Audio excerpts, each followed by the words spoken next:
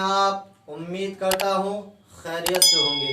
मैं नास मोहम्मद रज़वी और आप देख रहे हैं रज़वियों का नेटवर्क। आइए आज फिर मैं आपके सामने एक और सवाल लेकर हाजिर हुआ हूँ। और सवाल क्या है, समाअत कीजिए।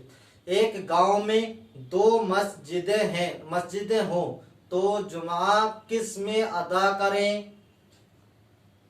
क्योंकि हमने अक्सर गांवों में देखा है कि दो दो तीन तीन मस्जिदें बनी हुई हैं, चार चार मस्जिदें बनी हुई हैं। शहर में ये चार चार पांच पांच मस्जिदें बनना तो आम सी बात है, लेकिन गांवों में भी बड़े गांव हो चुके हैं तो पब्लिक ज़्यादा हो चुकी है, मस्जिदें छोटी हैं तो दो दो तीन तीन मस्जिदें बना ली जाती हैं। तो आइए मैं इसका जवाब दे देता हूं।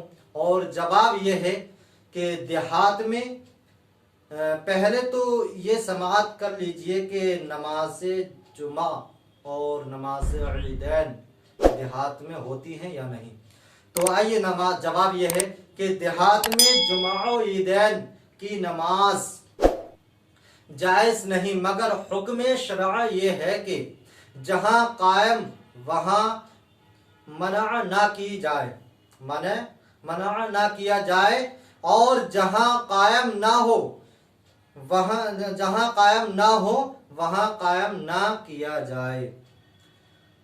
जैसा कि सरकार आला हजरत रज़ी अल्लाह ताला अन्हु फरमाते हैं कि खुद ना पढ़ेंगे हुक्म पूछा जाएगा, तो फतवा ये देंगे जहां नहीं होते हो कायम ना करेंगे।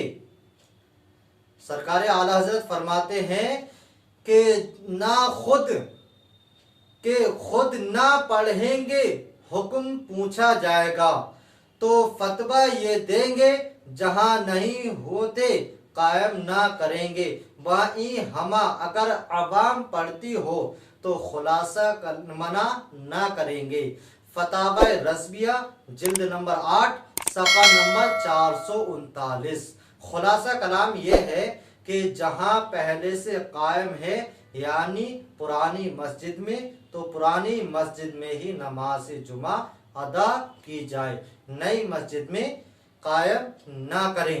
अगर पुरानी मस्जिद छोटी है और नमाज अदा करने के बाद कुछ लोग बाकी रहते हैं तो वो नई मस्जिद में जाकर नमाज जुमा की वजह नमाज जोहर अदा कर लें, उन्हें सवाब मिल जाएगा।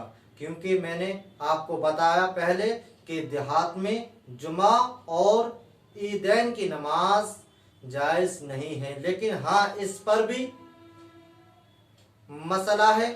अगर जहाँ होती है वहाँ मना नहीं की जाए और जहाँ नहीं होती वहाँ दोबारा नई कायम नहीं की जाए।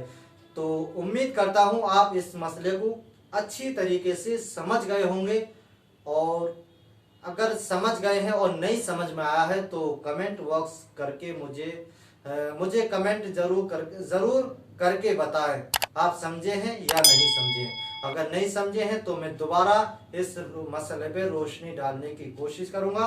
वल्लाहु व रसूलुहु आलम बिस्सवाब। अस्सलामु अलैकुम।